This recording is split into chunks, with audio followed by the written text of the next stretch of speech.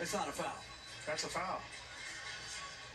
We respect the illegal contact by Strus took place on the wrist of Tatum. The call on the floor stands as a defensive foul. Put 40.7 on the game clock. So it's still on Strus, and Strus is fouled out. So the second Heat starter to foul out. First Lowry, now Strus. And they put a little time back on the clock, so there's 40.7 seconds. Tatum will shoot 2 with a chance to cut it to 4. And they bring in Gabe Vincent.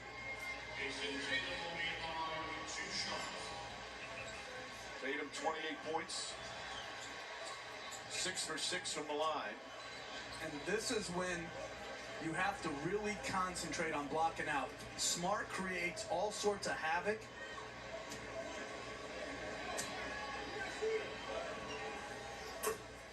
Tatum perfect on that one. All right, with this time remaining, as you see Tatum and Brown here in this fourth quarter, the turnovers have hurt them before earlier in this series. What's the strategy in terms of fouling for the Boston Celtics? To me, it's still plenty of time. I'd look to get a defensive stop right now. There's plenty of time left in this ball game, and it's a 4-point game. Full court pressure. Butler has it. Butler still in the backcourt, gets it across the timeline. Now drives, gets into the lane. Kicks it out to Vincent. Vincent off the bounce. Vincent underneath. Adebayo has it. Taking time off the clock. 8 to shoot. Butler on a drive. Butler keeps his dribble alive. Pulls up, jump shot. Shot won't go. For the rebound. 17 seconds remaining. Celtics down 4. Now to Brown. Brown drives, goes in. Misses the jam. And a whistle.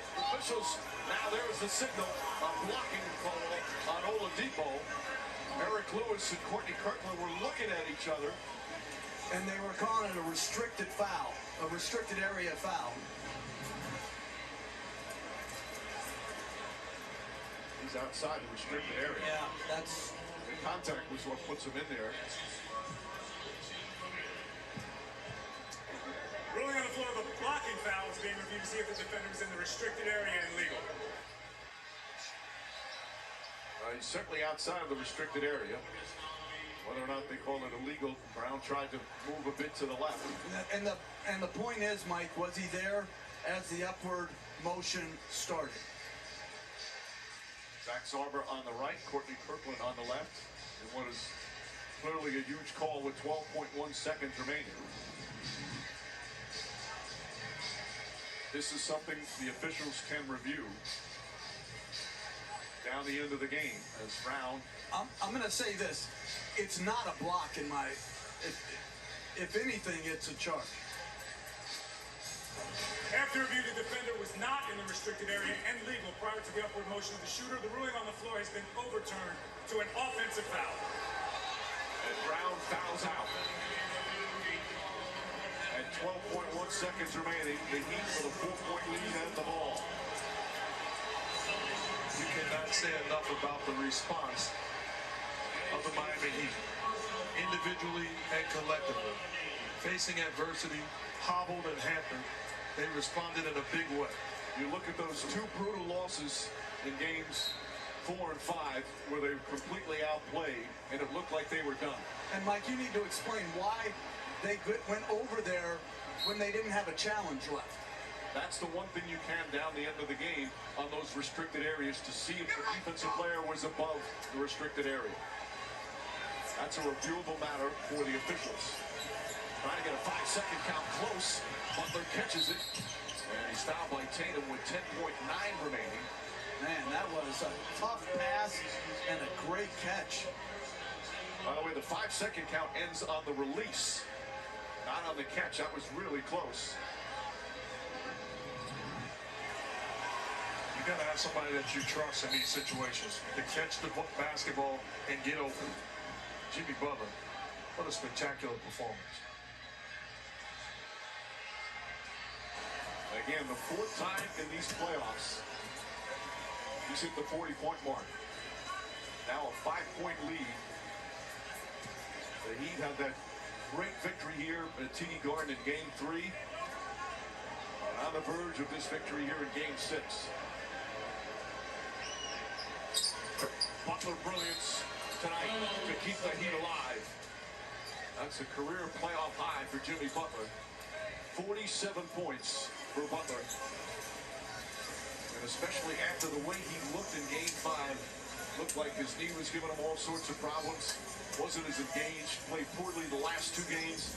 And here comes up and shines and keeps his team season alive. Last 3 ball games averaged 9 points per game. Well, held him accountable, said he has to respond, and he came out tonight and responded in an absolute huge way. Time and time again, put his foot on the gas pedal from the opening tip, made plays. We have a Game 7. Don't blame us. The Butler did it. And let's not be premature. Down 6. But I would say this too. He played the whole second half. These guys are capable of athletes of doing more than sometimes I think we on the outside give them credit for. They can play big minutes. They can play through contact. Sometimes I think we talk about him in a coddling manner, like his knees hurt. His knee is, if you're playing in the NBA this deep in the playoffs, you're hurt. And sometimes we on the inside give him an out. Now that is an amen. 47, 9, and 8 for Butler. You know, if any playoff series has shown us how quickly things can change, it's this one. Celtics now out of timeouts with 10.9 remaining. They're going to need a miracle to pull this one out and try and tie it up. Obviously have to go for the 3. No quick strike and no 3. Post to 5. Horford gets it. Now Horford a 3-pointer. Back of the rim won't go. And a loose ball foul's going to go against the Celtics. Will come down the other way with 8.3 seconds remaining. The Miami Heat bringing the fight and the grit. What a spirited victory to stun the Celtics and this crowd here at TD Garden. When they went down 3, as we look at Game 7, Sunday, 8:30, if necessary, scribble that one out. But they went down 3, and Kyle Lowry made that wing jump shot, that tough 3 to tie it up.